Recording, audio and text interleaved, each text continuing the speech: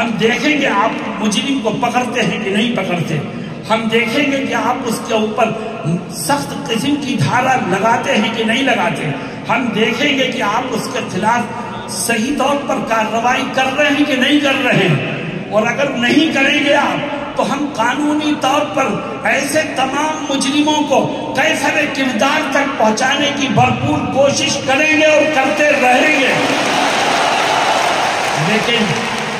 لیکن قانون کے دائرے میں رہ کر کے ہم کریں گے تو ہماری بات میں قوت پیدا ہوگی، ہم اپنے مقصد کو پانے میں کامیاب ہوں گے، اور انشاءاللہ دشمنوں کے دلوں میں ہمارا رعب بیٹھے گا۔ میرے دوستوں اور ساتھیوں، نبی کریم صلی اللہ علیہ وسلم کی تعریف خود اللہ رب العزت نے فرمائی ہے، اور آپ کی شان اللہ کے بعد سب سے بڑی شان ہے۔ اللہ ہمیں آپ کی عزت اور دنیا والوں کو آپ کا احترام کرنا سکھائے۔ یاد رکھو مسلمانوں، اسلام ہمیں اجازت نہیں دیتا کہ ہم کسی کے دھرم گرو کو برا کہیں، اسلام ہمیں اجازت نہیں دیتا کہ ہم کسی کی خدا کی شان میں گستاخی کریں، اسلام ہمیں اجازت نہیں دیتا کہ ہم کسی کی کتاب کے لیے، کسی کی مذہبی کتاب کے لیے کوئی غلط بات اپنی زبان سے نکالیں۔ اللہ قرآن میں کیا کہتا ہے؟ اللہ فرماتا ہے وَلَا تَسُبُّوا الَّذِينَ يَدْعُونَ مِن دُونِ اللَّهِ، اللہ کہتا ہے وہ لوگ جو خدا کے سوا کسی اور کو خدا مانتے ہیں، ان کے باطل خداؤں کو برا مت کہو، اس سے نفرتیں بڑھیں گی، اس سے اختلافات بڑھیں گے، اس سے دوریاں بڑھیں گی۔ تم تو اپنے خدا کا صحیح پرچار کرو، اللہ ان کے دلوں کو پھیر دے گا۔ میرے دوستوں، میں گورنمنٹ آف انڈیا سے یہ درخواست کروں گا اس کنونشن کے مادھیم سے کہ شان رسالت میں گستاخی کرنے والے کو ملک کے کانسٹیٹیوشن میں جو سزا لکھی ہے وہ سزا دیں آپ۔ اگر قانونی سزا ملنے لگے تو کسی دشمن کو زبان کھولنے کی جرأت نہیں ہوگی، اور انشاءاللہ ہمارا یہ دیش امن و امان کا گہوارہ بن جائے۔ آج گورنمنٹ کی کرسیوں پر بیٹھے ہوئے لوگ اور ایڈمنسٹریشن کے ذمہ دار اپنی ذمہ داری کو ادا کرنے میں کوتاہی کر رہے ہیں، تبھی ایک کے بعد ایک شان رسالت میں گستاخی کی ہمت کرتا ہے۔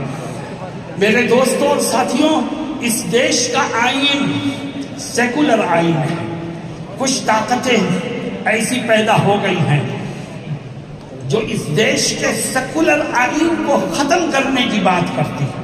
یاد رکھو، اگر اس دیش میں ہندو، مسلمان، سکھ اور عیسائی آپس میں بھائی بھائی بن کر رہ سکتا ہے تو وہ صرف اس کے سیکولر آئین کی وجہ سے رہ سکتا ہے۔ جب تک سیکولر آئین باقی ہے، یہ دیش میں ہندو مسلم کی یکتا بھی باقی ہے۔ جب تک سیکولر آئین باقی ہے، یہ گنگا جمنی تہذیب بھی باقی ہے۔ جب تک سیکولر آئین باقی ہے تو اس دیش پہ پیار و محبت کے دیپ جلتے رہیں گے، اور جب اس کا سیکولر آئین خطرے میں آئے گا تو صرف مسلمان ہی خطرے میں نہیں آئے گا بلکہ یہ دیش خطرے میں آئے گا، اور دیش کی ہر چیز ختم ہو جائے گی۔ ہندوستان کا جمہوری آئین ہی وہ چیز ہے جس نے اس ملک کو پیار و محبت کا نعرہ دیا ہے۔ ہندوستان کا جمہوری آئین ہی وہ چیز ہے جس کی وجہ سے ایک طرف مسجد سے اللہ اکبر کا نعرہ بلند ہوتا ہے تو دوسری طرف مندر سے بھجن گایا جاتا ہے، گرجا سے وہ اپنی مذہبی عبادت کرتے ہیں، اور سکھوں کے گردوارے سے وہاں مذہبی نعرے لگتے ہیں۔ یہ اس کا ایک خوبصورت گلدستہ ہے جو میں نے آپ کے سامنے پیش کیا۔